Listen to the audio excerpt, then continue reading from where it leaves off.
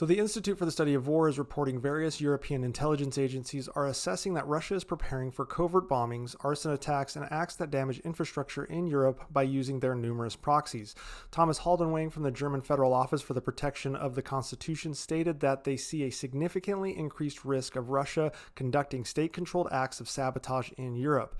Additionally, a senior official from a European government mentioned that information being shared among NATO member security services indicates large-scale coordinated Russian sabotage efforts being prepared. NATO has expressed deep concerns about the growing intensity of Russian hybrid operations on NATO member territory and considers them a threat to the alliance's security. Hybrid operations refer to a blend of conventional military tactics, irregular warfare, political influence, economic pressure, and cyber/informational warfare, such as propaganda efforts. Now, the most direct attacks to come out of Russia include jamming GPS signals, cyber attacks, and sabotaging military logistics. German authorities recently arrested 2 individuals accused of planning to attack a German military and logistics site on behalf of Russia. Meanwhile, the United Kingdom charged 2 individuals with setting fire to a warehouse containing aid for Ukraine, accusing them of working for Russia. Russian officials have been openly celebrating incidents of perceived sabotage in Western countries, with them claiming the recent factory fire at the German arms company Diehl in Berlin as Russian sabotage. This despite the fact that German officials have refrained from speculating on the causes of the fire. While these Russian hybrid attacks aimed at NATO member states seem to not cross into the realm of triggering Article 5, discovering an act of potential terrorism certainly will. Vladimir Putin is treading on thin ice here, and he knows it.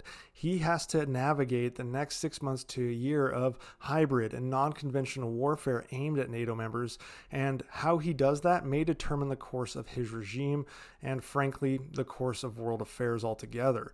One thing is certain, Russia cannot even remotely come close to matching the combined might of NATO. So if there are covert bombings of weapons or logistics facilities or anything of that nature, there absolutely has to be no trace of Russian involvement, or God help Russia, especially if NATO discovers that it was a state act of terror on a NATO country. Now, these acts of sabotage against Western weapons facilities or logistics hubs would be a response to increasing military aid heading to Ukraine from nearly all NATO members and other non-NATO partners. They are acts of frustration and desperation, as Russia was not equipped to have this war last 3 to 5 years, as it seems may be the case given the increasing military aid coming to Ukraine. And round after round of ever harder biting Western sanctions continues to frustrate the Russian economy and keep them contained, at least somewhat. Nonetheless, moving forward, whatever Russia does, whether it acts or doesn't act against NATO in some sort of sabotage or bombings, if they are discovered, it most likely would trigger some sort of kinetic, meaning forceful response from NATO. I just don't know what that looks like.